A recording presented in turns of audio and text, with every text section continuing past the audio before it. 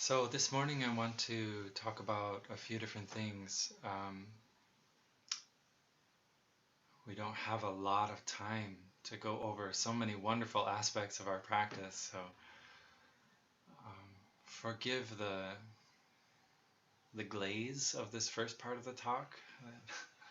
It's not necessarily going to go so deep, but to try to share with you a perspective which has been helpful for me. Um,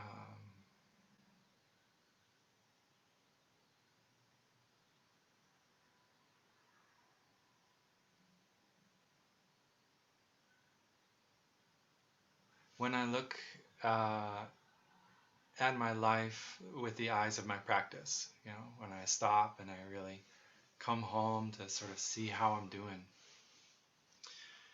I notice that what comes up for me as like important, like what are the things that pop up that clearly are signaling they need some attention. Yeah. Um, they appear to be relationships with, well, everything is really in relationship, interrelationship, right? So that's what comes up for me. It's like, okay, uh, I can come home to myself, but really this is about how I inter-am with everyone and everything else, right? Like I can do this work in my own corner of practice, especially now that we're all sitting in our own homes, etc., right?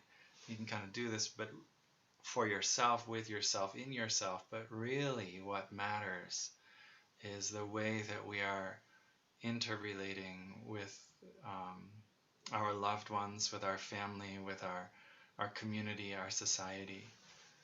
And we also notice that the relationships which really stress us the most, they're really the ones that we have the most aspiration in and the most love, right? Um,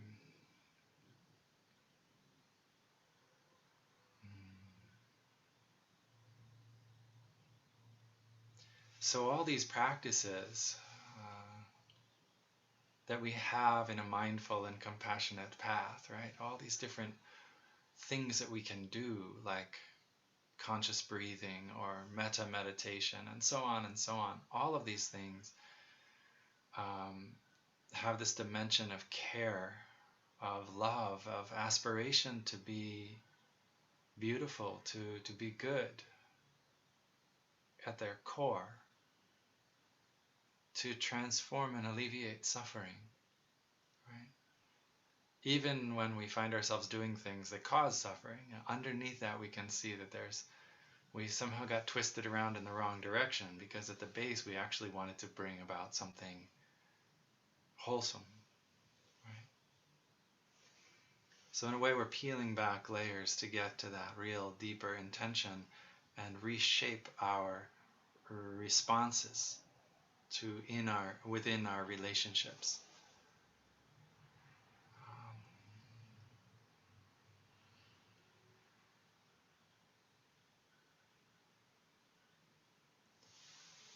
So I wanted to talk about two levels of working in that way, two levels of bringing our practice out of ourselves into our relationships.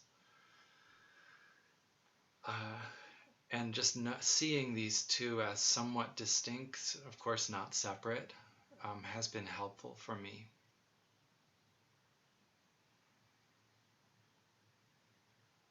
That first level is, I guess you could sort of, usually comes down to communication and active relationship skills, right? Developing those, like working to embrace my habit energies so that I can communicate in a more wholesome and helpful way with the people I love, with the people I work with, etc. Right? So there's that level of the practice where we are in the active interrelating space. But there's another level too, which profoundly affects all of that work. which is working on the sense of fulfillment and true peace within myself. So here's an example using the mindfulness trainings. I'm just becoming aware that there's like sunlight reflecting off of my computer onto me. I hope that's not bothering you all.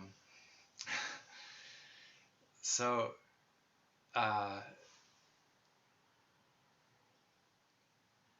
when you look at the second mindfulness training, it talks about true happiness. And it talks about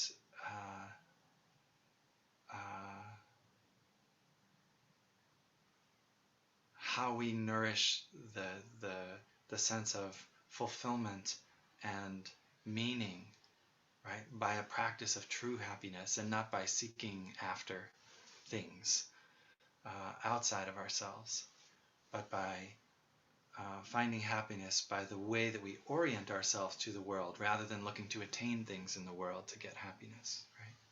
So our inner orientation, says my own mental attitude, right, will determine whether I'm finding true happiness or not. I don't know about everybody else, but when I'm really happy, not like giddy, joyful, bouncy happy necessarily, but happy in the sense really content, at ease, peaceful in myself, I need very little. Right? I need very little. And so that has a profound impact on, say, the fifth mindfulness training for me. And in the fifth mindfulness training, we are encouraged not to cover up our suffering with distractions, with entertainment, not to be seeking for sense pleasures, but instead to learn to consume mindfully so that we can really build, right, our deeper experience of true happiness. And so in the second training, when I'm practicing true happiness, it impacts so much this fifth mindfulness training. Like if I'm happy, I don't, you know, if I'm really fulfilled in being present in myself, I have difficulty, I have suffering, but I know that I'm there with it and taking care of it. I'm so less motivated, pushed to like seek distraction or entertainment or chocolate or something like that, right? I don't need that kind of a thing, right? So my true happiness, my sense of ease and fulfillment within myself, my sense of belonging to our planet, our Mother Earth, and being a part of life gives me a stability in how I'm relating outward with the world, how I'm interacting in the world. So that's that other level of the work. So there really isn't a separation between interpersonal work and personal work, right? The work I do in my practice to touch the true nature of myself and of the world, and to become fulfilled and whole and deeply peaceful in just being alive, is the stable foundation from which I can do active communication and listening with others, right? And really engage in a beautiful way. And if I'm really uneasy on the inside, it's very difficult to communicate beautifully with you all, right? Because I'm always going to be bringing my agitation into our relationship, right? And that's going to be difficult for you, and it's going to be difficult for me, and we're going to have a hard time building that deeper trust and respect. Not impossible, but more difficult, right? So this is two levels, and that's really what I wanted to just point out. And we're going to go deeply into that in a different way. But in terms of the space of relationships and working with one another, level one, so to speak, or this one area of the active communication skills might start out like this. Like I suddenly become aware when I take stock that, gosh, I'm not really in rapport with this dear friend of mine. There's some work to do, right? And that feels like there's some suffering there. And I want that to change. I want that to end. And that's where it starts. Like, I don't want this suffering, right? We know that, right? We don't, it's uncomfortable. We don't want it. I don't want this misunderstanding. I don't want this sense of blaming. I don't want this, right? I don't want, you're up against it and you want to do something about it. So you start to practice to embrace that situation. And then it turns to, not I don't want, I want the end of this suffering. It's actually, there's clarity in me. I know that what I want in this relationship is some respect, right? I would like some consideration. I would like appreciation for what I bring. I would like not to be swept to the side. I would like to be paid attention to. I would like to be listened to. I would like, right? So then you have a deeper sense of what are the active skills you need to help each other understand your various needs.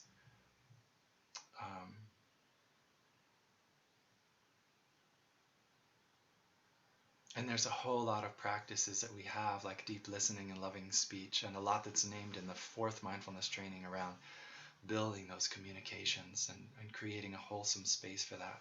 There's some really wonderful work being done by a number of teachers in our tradition combining NVC and our mindfulness practice. Peggy Smith is behind a lot of that. She's a Dharma teacher in Maine. You should look her up if you're interested in diving into that. She's got wonderful practical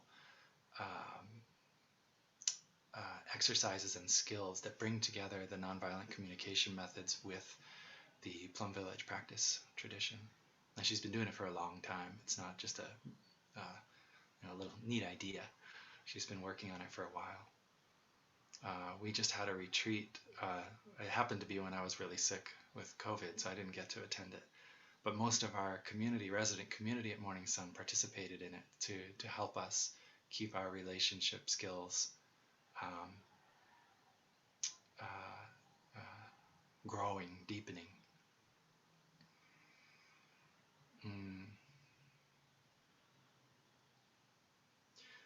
The level, the 2 work, the other work, not the active relationship skills, but the other piece really centers around whether we are able to find happiness and ease in ourself. It centers around whether we have that experience of integrity in our being, like the different parts of us are integrated, right?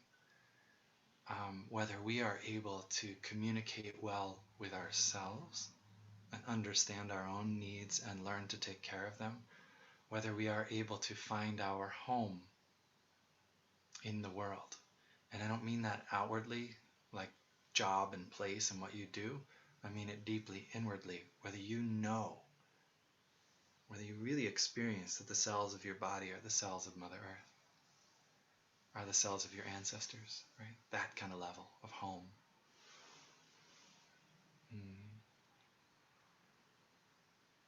So in my relationships, am I working on that outward side of things? Do I lean on others? Am I looking to others for my needs to be fulfilled? Maybe. Am I seeking for something? Would I be able to practice more deep listening here? Is there something I could learn? Am I really honest and loving and caring in my speech? Is there something I can develop there? Do I really truly understand the needs and perspectives of my loved ones or my coworkers or my fellows in society? Am I in protective mode? Traumatized? Right? Because if I am, I know that I'm not going to be capable of connecting and having that empathy with the other. Am I shut down? So first I will need to take care of that. Am I in need of safety and healing? Right? All these are good questions to ask, like in the sense of active relationship work. Because if I am, then I can understand myself more. I have a path, right? If I'm in need of safety and healing, I can work to build safety and healing. Am I needing inner work and embracing? Or do I need space, right? Do I need to de-stress? Am I overwhelmed, right? When you see those things, you have a path in front of you.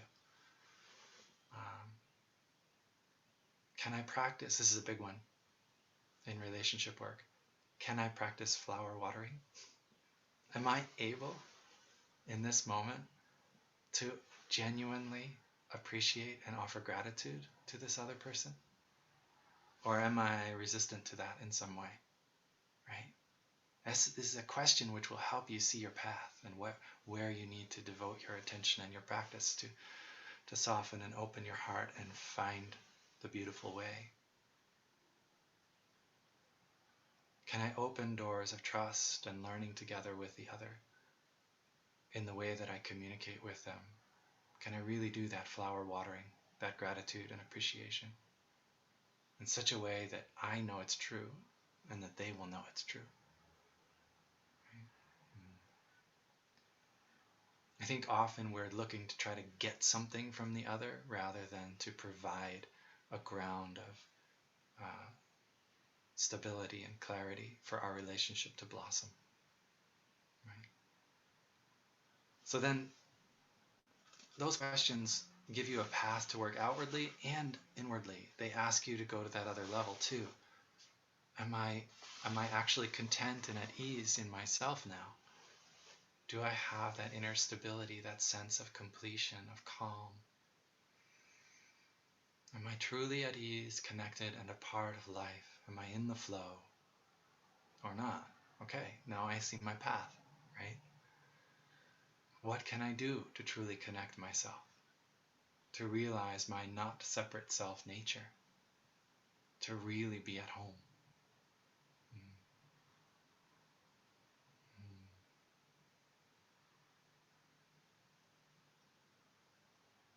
It's really quite amazing how close we are to our true nature. I feel funny saying that. I know there are times when we feel disconnected, defensive, and such, but we are never far from our deeper truth and our true home, right? It's like Tai says with the wave and the water. You know, we're caught in the surface of the water. We're going up, we're going down, right? But all the time we're going up, we're water too. We're deep beneath the wave. We are the water. All the time we're going down, we're also water. All that time. The wave is never not water, right? She, he, they, always water, right? Always water.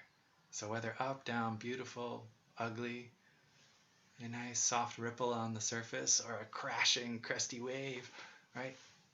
Always water, right? You're never separate from your deeper truth, your deeper nature. Take a breath in and out and in and out. The oxygen in the air that you breathe in is becoming your blood. And you breathe out. You breathe out air that has less oxygen in it. You breathe in and you take that oxygen into your blood, becomes your blood, and you breathe out. Within seconds, what was once out in the world around you is now your blood. What can be more me than my blood? Right? But just a moment before, it was out there floating freely in the world. Maybe a few hours ago, your in-breath was here in New Hampshire. Maybe it was the wind that swept the snow from the mountaintop. Yeah? That's the reality of our closeness to our true nature. Is right there. Breathing in. The fact that there is oxygen in the atmosphere is due to the fact that there are billions and billions of green living organisms all over our planet. Right? The forests, the grasses, the marshes, the wetlands, everywhere, these living beings are taking carbon out of the air, which means more oxygen left in the air for us to breathe in. So our in-breath is the out-breath of all living green things. And our out-breath is their in-breath. That is our true nature, right there in our breathing. We are not separate selves. We inter-are with each other. That is our true home, right? Always right there, ready for us to take refuge, ready for us to land in that soft and stable bed of reality.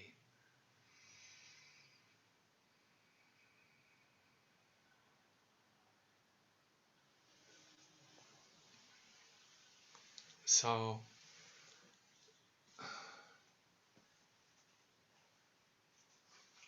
I'm reaching for something here, excuse me.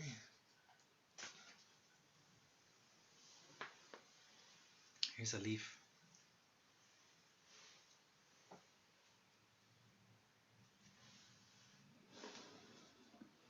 Actually, you can see like hear the shadow on my shoulder. This is from a beautiful orchid I'm looking at when I'm not looking at you. It's in front of the screen. It's been nourishing me this whole retreat. Let me show her to you. She's here. She's very big and beautiful.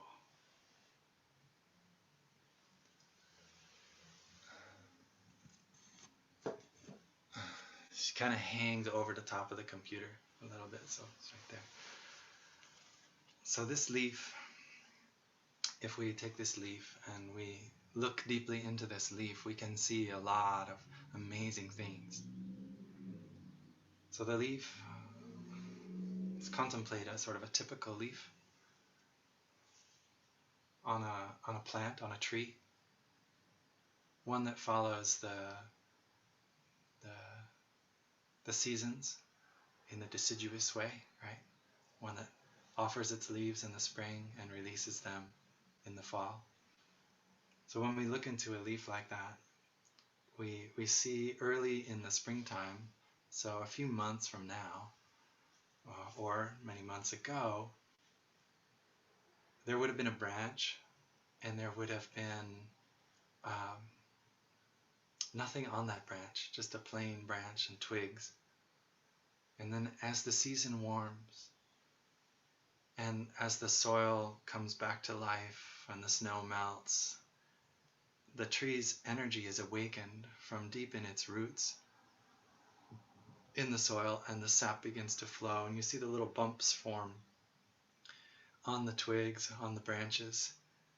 And at a certain day in spring, when the conditions are right, there's enough warmth, moisture, and vitality in the season in the tree, that little bump on the twig will burst open and unfurl a little green leaf, spring green leaf, right?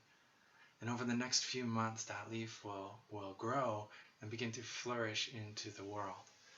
And it is both offering itself into the world, but also receiving the world and bringing it in, right? That leaf exists in a beautiful relationship where it's taking in the sunlight. It's taking in the elements of the atmosphere, bringing nourishment to the tree. And the tree at the same time is offering nourishment from all of its other parts to the leaf. And together they shape this leaf, and the tree are in a mutual relationship with all the elements of the world, nourishing each other. And the leaf flourishes, deepens its green, grows into the summer, and continues to know more deeply the wind, the sun, the rain, the seasons. And as autumn comes in August, and we're turning through the places that our planet turns through, and the Perseid meteor shower comes and heralds the beginning of autumn for the northern hemisphere. Changes in the atmosphere happen. And the trees, the living things, sense this, and they begin to draw their energy back in preparation for the winter. They have flourished for 6 months, and now they're going to be drawing their energy back. And so the leaves, the first places to feel that, right? The energy starts to be pulled back from the tree. There's less offering from the tree. It draws its energy back into the branches, back into the trunk, down into the roots and the soil. And that leaf then begins to change color. Some of this leaf did. I kind of broke it off a moment ago, where it becomes dry and crinkled. And we have this perception as if autumn is bursting into flame, right? But the reality is actually quite different. Autumn is drawing itself inward, and the letting go is happening. And the letting go is terribly beautiful, as we all know. In autumn, the full colors of fall are so beautiful and so nourishing, but they're not like spring bursting out. They're deep and settling. They are the release and the letting go, the beauty of old age, if you will, right? All those colors happening. And at a certain day when the wind blows and things are dried and colored enough, that leaf cracks off the branch and falls down to the earth. And there on the soil, she gets stepped on by a passing dog or person, or nuzzled around by a squirrel looking for nuts, and she begins to decompose. She finds her way back into the soil. She finds her way into the atmosphere, absorbed carbon into the air. She goes in many directions. Where did she go? Is she gone? Right? We can't see her anymore.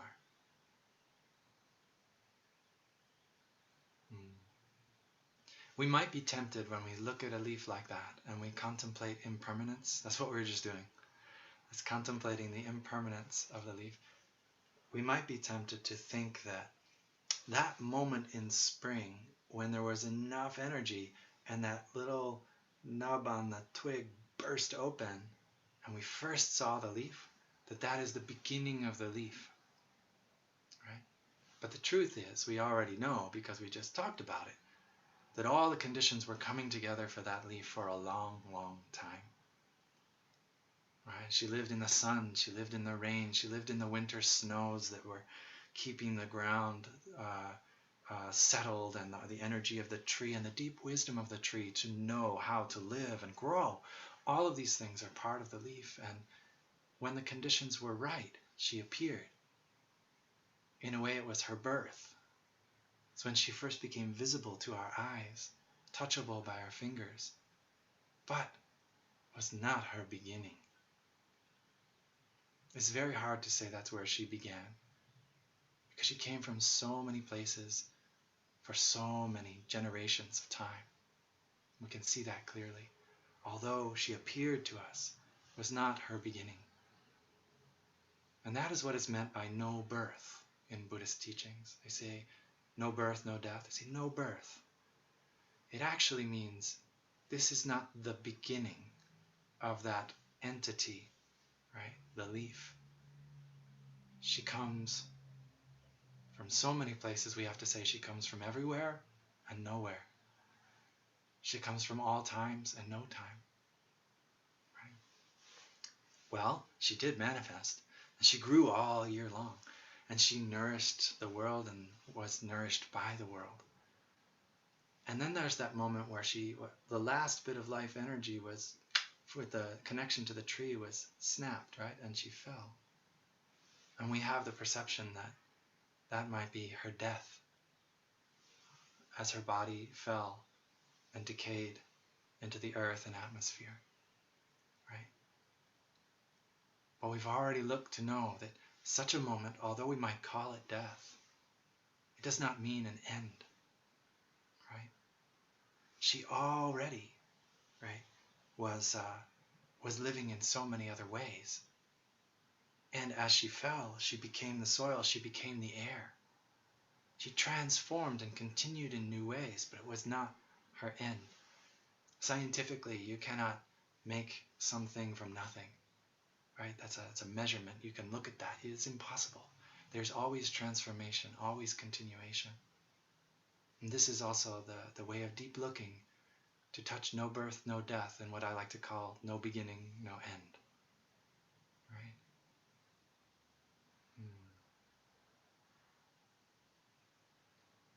Even before that moment where she was snapped off the twig and fell, our leaf was so much more than a leaf, right?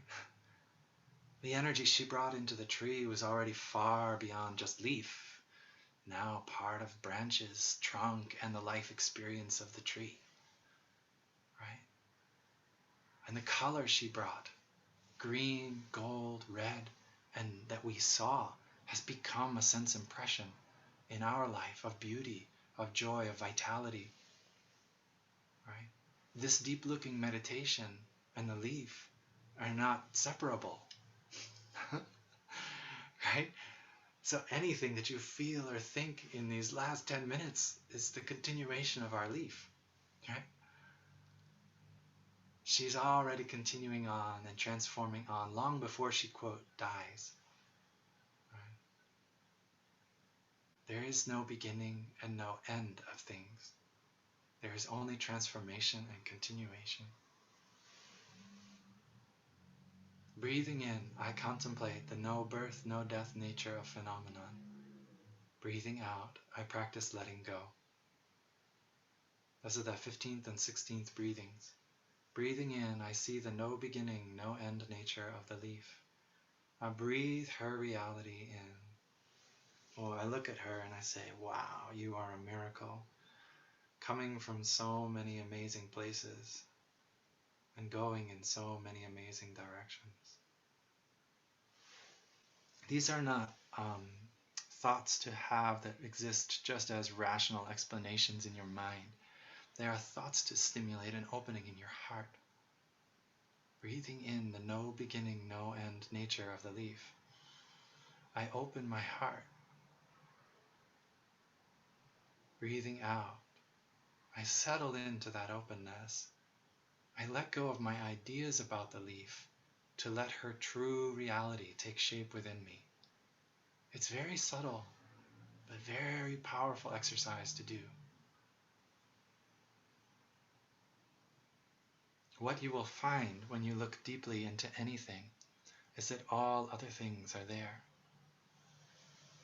And what that means is that the nature of the leaf, no beginning and no end, her nature is also our nature. So when I open my heart to touch her, I find the sunshine continuing and transforming into leaf and on through leaf into so many things. But I also know the sunshine. She is also a part of me. We share the sun with the leaf. We share each other through the sun. When you feel those thoughts in your heart, you get connected. You find yourself a little bit closer to your true home, your true stability, your real freedom. And even though you may be going up and down on the surface of the wave, you are also at the same time deep down in the depths of the water. You're reaching out to touch all the other waves. You're reaching vast spaces across to distant shores, right? That kind of ground is described as like unshakable, right? Unshakable, limitless, boundless. These are the words we use in our practice to describe our ultimate nature, our true nature. Of course, they're just words. What really matters is that you're able to open your heart and find your true home there. Yeah. And then the going up and down is not so big.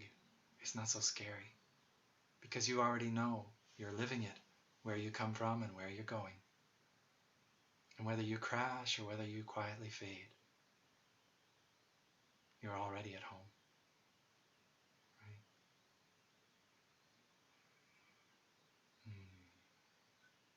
The wave on the surface of the ocean, who only sees her waveness, who's only looking at the ups and the downs, the ins and the outs, the betters, the worst, the success, the failure,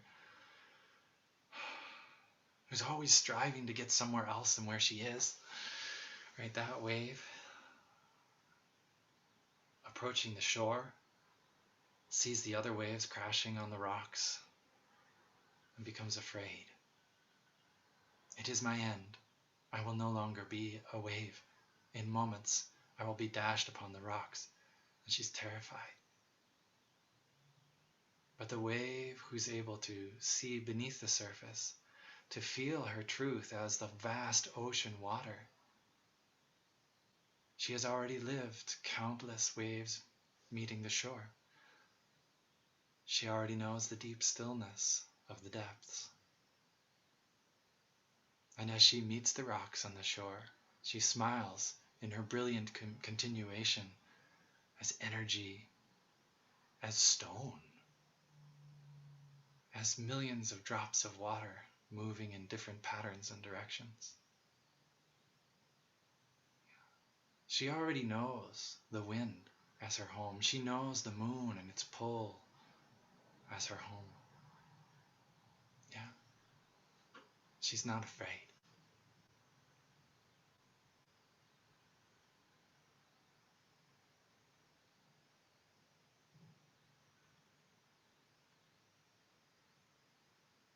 We are like the leaf, just like the leaf. We are leaves on the tree of humanity. And when conditions are right, we reveal ourselves just like the leaf did on the twig. When conditions are right, we are revealed, and for a time, we stretch out into the world, we grow, we learn, we are fed by the world, and we feed the world, just as the leaf did. Our home is the cosmos, and our tree of humanity is our base, but even through the tree of humanity, we know the whole earth, we know the sun, we know the cosmos.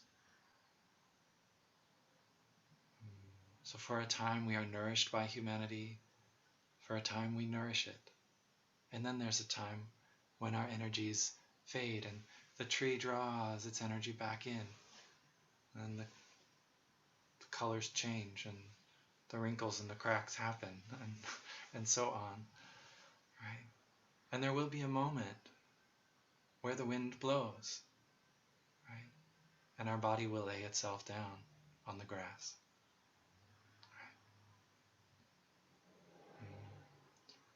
But just like the leaf unfurling in spring, that was not our beginning.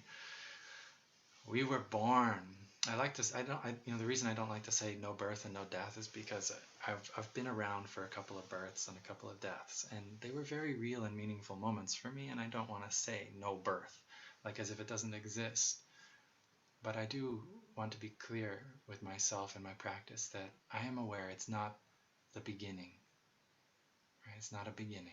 This birth, this manifestation of a human being. Well, I cannot imagine trying to tell Fern that the birth is no birth.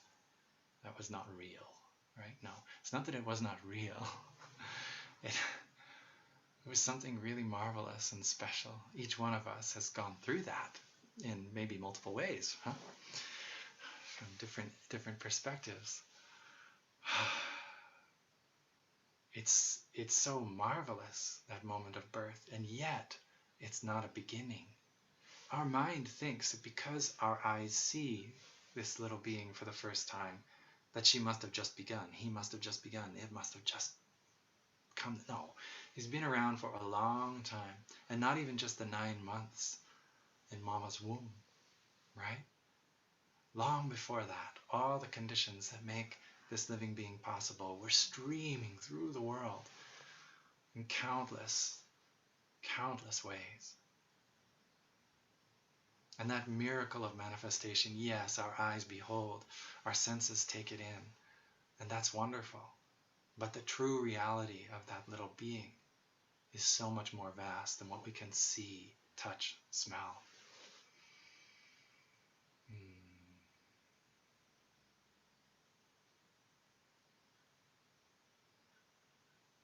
And the moment of death is like that too.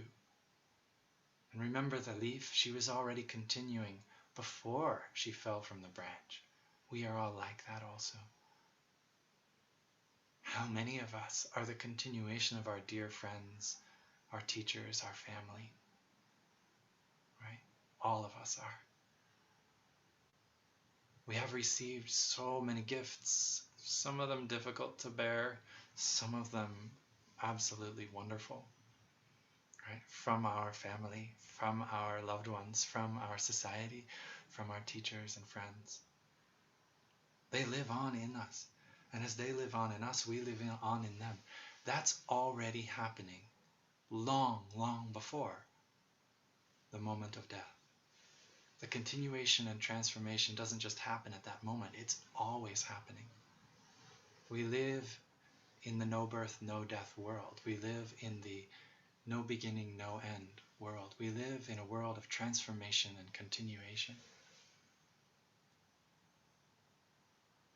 And if we're able to see that, our grief is grief for the changes, but not for the loss.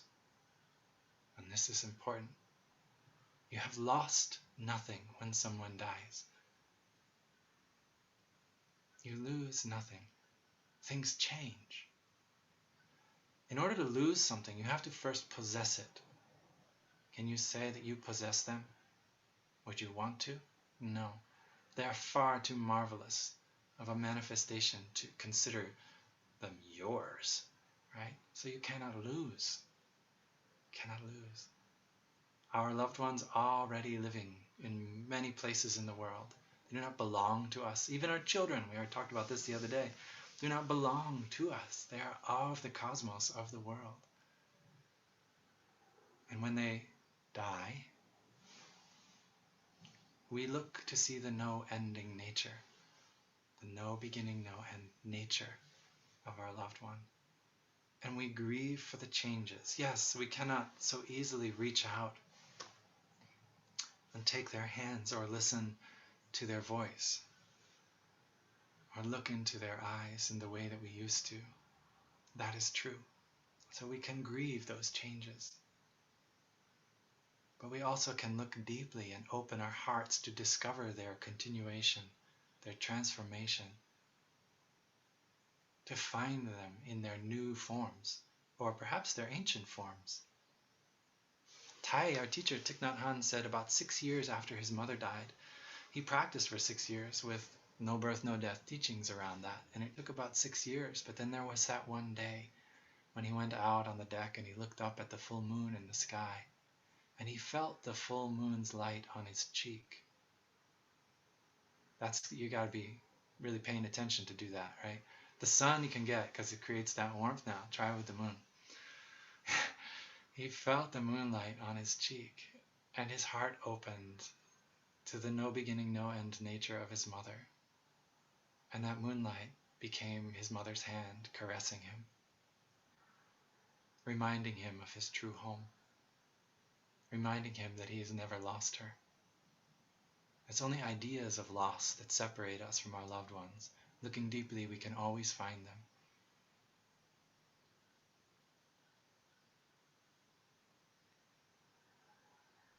So there's something that's a little bit harder to handle about this teaching that I do want to mention, which is like the ideal situation is in the autumn when all the conditions are right. We expect that the leaf will fall, right? It's supposed to grow crinkled and colored and dry and fall and become part of the soil again. But it's a little bit harder when the branch breaks early. While I was driving down this morning to come to where I am now, we had a big snowstorm last night here. And there were a bunch of power lines down because branches had broken. Well, some of them were ready and ripe and dead, sort of the life energy had drained out of them. They were ready to fall. And some of them had bowed under the weight of ice and snow and were still, you would have said, green, right? When the branch breaks early, it's a little bit harder to be in this beautiful relationship of no beginning and no end, because our expectations are such that it shouldn't be like that, right? When my brother-in-law died in his 30s some years ago, my thoughts went astray from the practice. My thoughts were like, my nephew, now he has no father. He's not going to get to know his dad the way he really wanted to. They were already separated in space. His father lived in another country. And I had heard him say that he wanted to travel there to get to know his dad and that part of his family. But when Tino died, that's not possible anymore. And that's what my thoughts went to, right? What are those thoughts going to bring me? What do you think, right? They're going to make me feel horrible. This person I love and care for so much is now going to suffer so much. I don't want that. I'm going against the reality of the situation in my thinking. I'm stuck in my idea of what should be. I want something that isn't there to be there, right? I'm not really in touch with life. One, on that surface level, where my brother-in-law has actually died, his branch broke early, right? But on a deeper level also, I have forgotten to look for his transformation and continuation.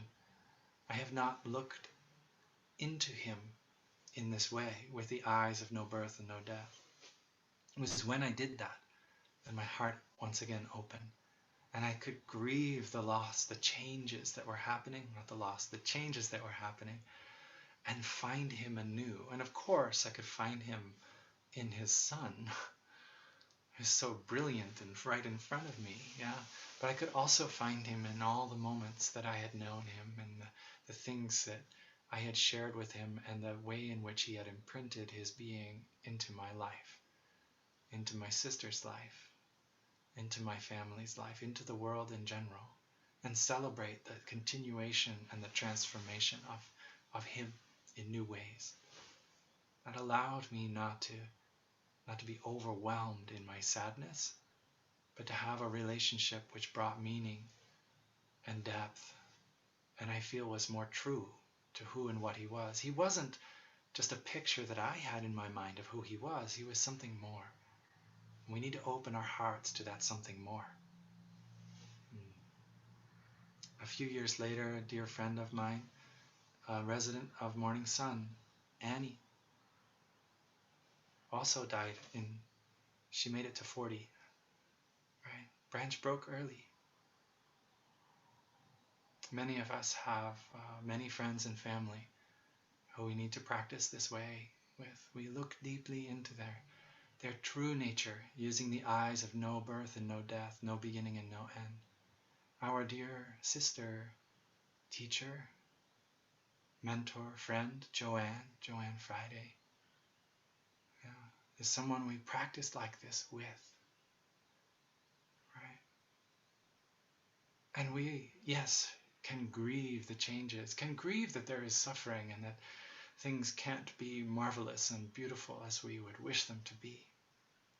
But remember, those are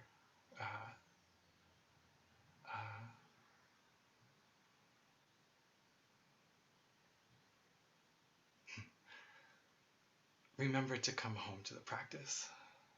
Remember to come home to who you truly are and who they truly are. I am one wave on that surface, and she is another, right? But how close we are as water.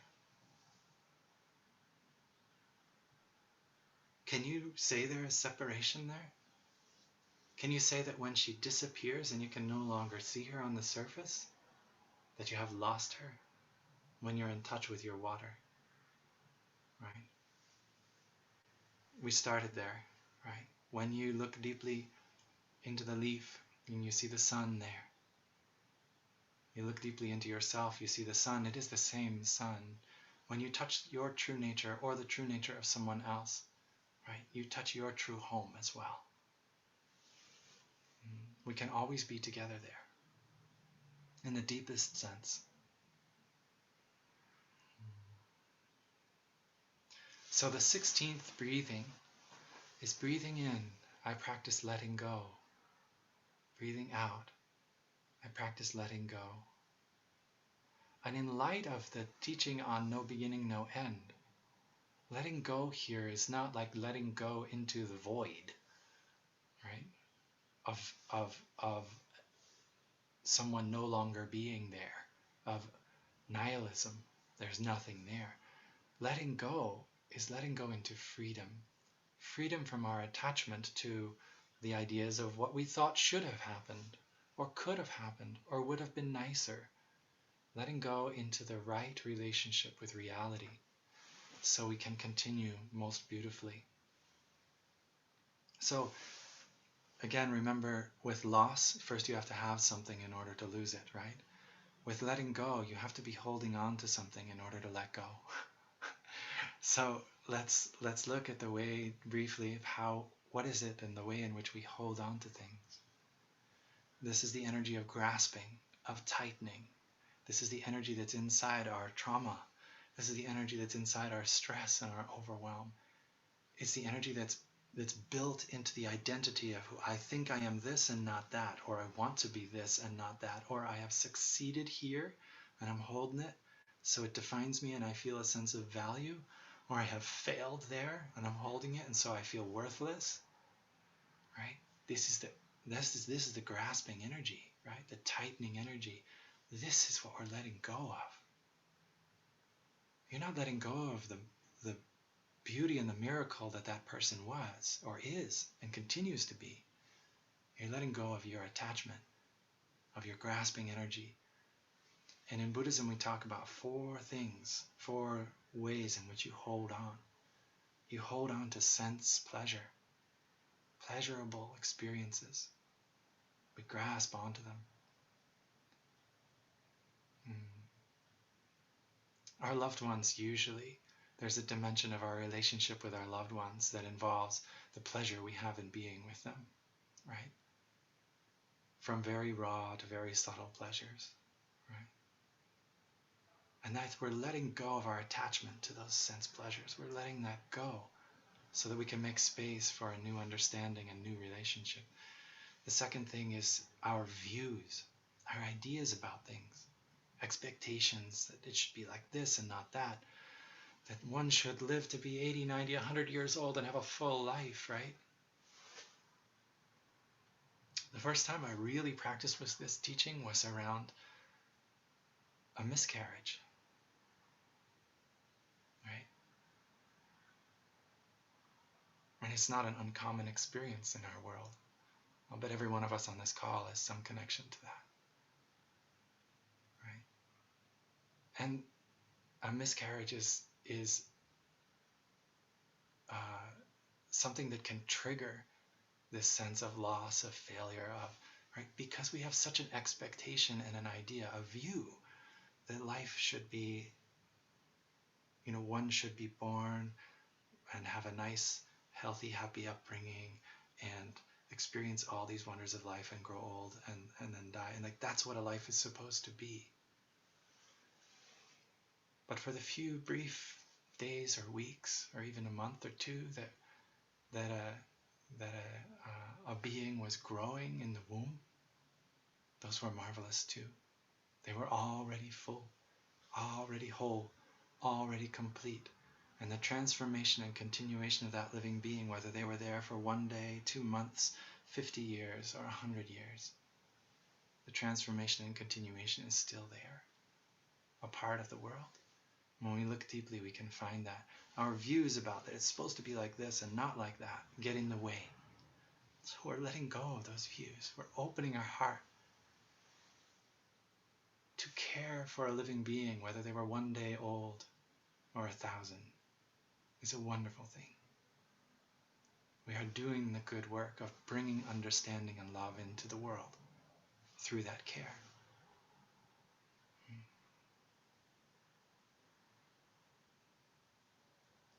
The third way that we grasp on in Buddhism is technically called, we get attached to rites and rituals, to forms and structures, right?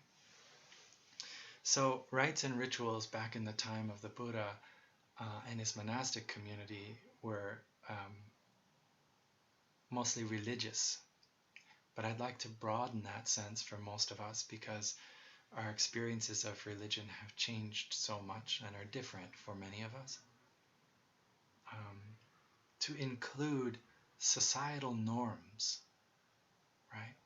What is normal for society? Like, I'm going to get an undergrad and then a graduate degree. I might, the best thing would be to go all the way through my doctorate, right? And then I will be successful and such. Like that's a norm established by modern society, and that gives me value, and I'm really attached to that in some way or other. Like I find myself up against that particular norm in society sometimes. I'm a college dropout. Sorry. That's made it 3 years and then I moved elsewhere, right?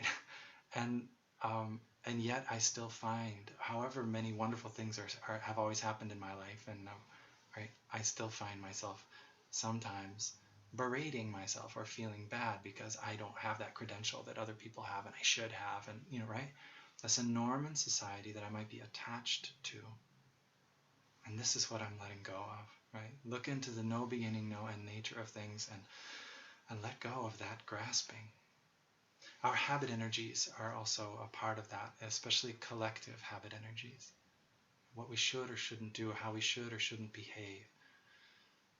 Did you get that transmission about table manners from your parents? Right? Yeah, there you go. That's a rite, a ritual. You got to go through that and suffer because of it. Collective identity, political party affiliation, etc. Right? You have to let go of these as a practitioner. Right? Don't get caught. Don't get caught there. It's just silliness. You'll just get into bickering and fighting. Go deeper. Right? Collective identities are part of rites and rituals, parts of society's norms. So the fourth layer is the more personal identity, myself. The idea that I am a self, that I am separate and I am different from others, or that I might be saying I'm the same as, right? That goes into collective identity, but self, my personal identity, and also what comes with this is the other. If I believe that I am a self, an entity unto myself, that makes other entities. Self and other go together, right? These are the places where we let go when we are looking deeply. We're letting go of our grasping here. So our loved ones are other because we possess them, right? I have you as my spouse. I possess you, right? I have you. You are other. I am self and you are other, and I've got you. If there were no self, you don't need to have. You already are each other. You already are everything you could possibly want to become. All the conditions are there. So this is where we're letting go. To see the no beginning, no end nature of something or someone, of myself, of the other, it brings us deeply together. And our loved ones, when they pass away, we need to let go of the identity that we believe they have, which also means we need to let go of our own self-identity and open our hearts in new ways to the deeper truth of who we are.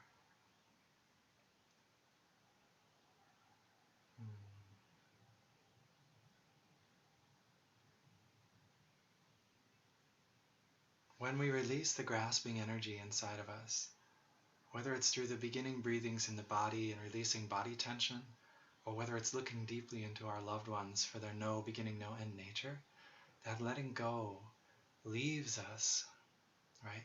Letting go doesn't leave us with nothing to relate to. Letting go leaves us with space to be in right relationship, new relationship with what is actually there.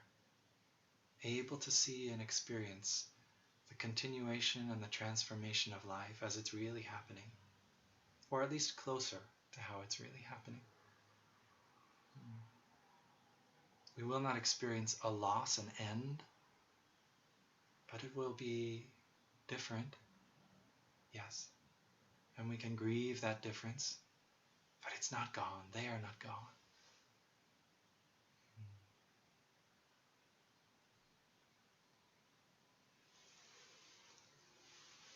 When we began the retreat, This is not the end of the retreat yet, so it may sound like it, but it's not.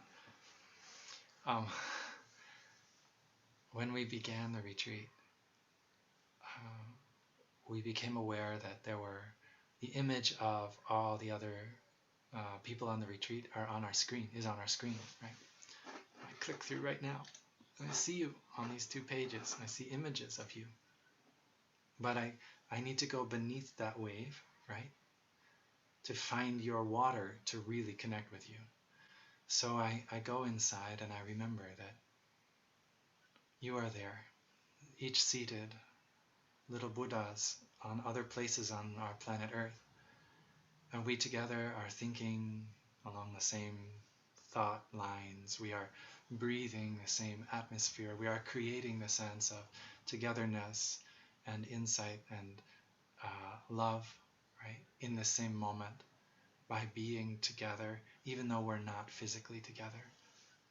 It's so wonderful. I am really feel more stable in myself because there's 40 of us here. But I'm alone in this room. Right? But yet I feel that sense. It's very real. I mean, I can't deny that you're there. You're not there in my screen, but you're there. You're present and a part of my moment right now. I would like us to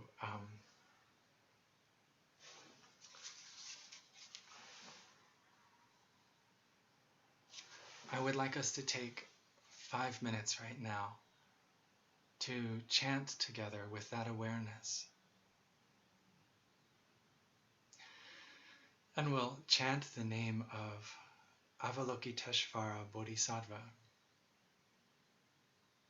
Avalokita is the Bodhisattva of great compassion. She is truly present in order to listen deeply to all the sounds of the world.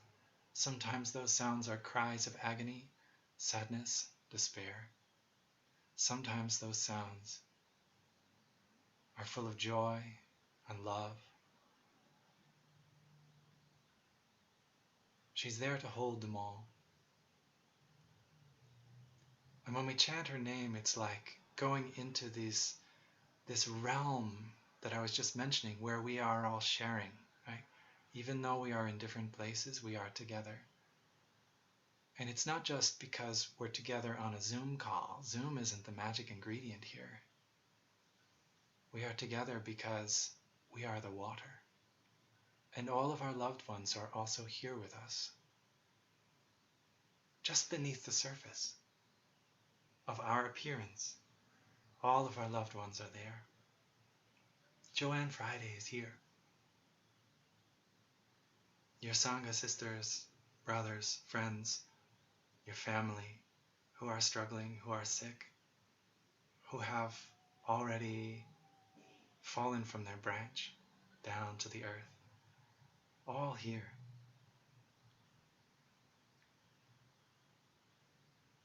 And so for the next 5 minutes, let's sing together the name of Avalokiteshvara to send our love and support through the deep waters of our being to those whom we love, to those who need our presence and our care.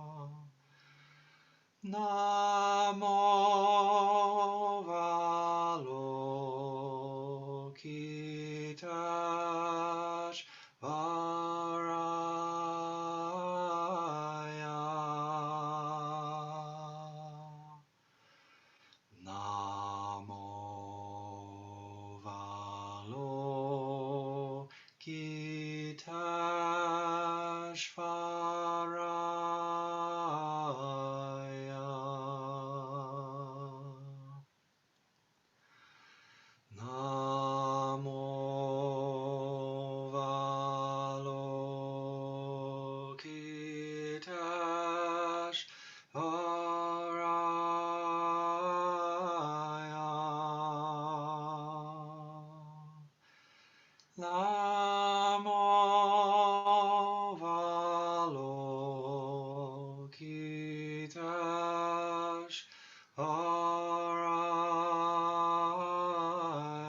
Namo Avalokiteshvaraya.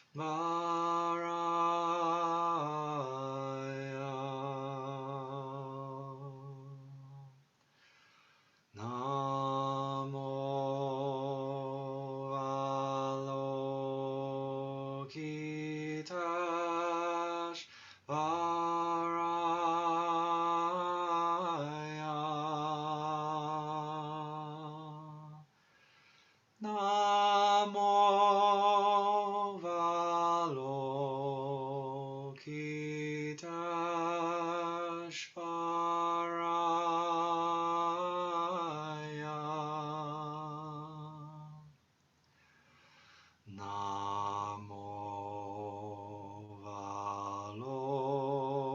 Avalokiteshvaraya.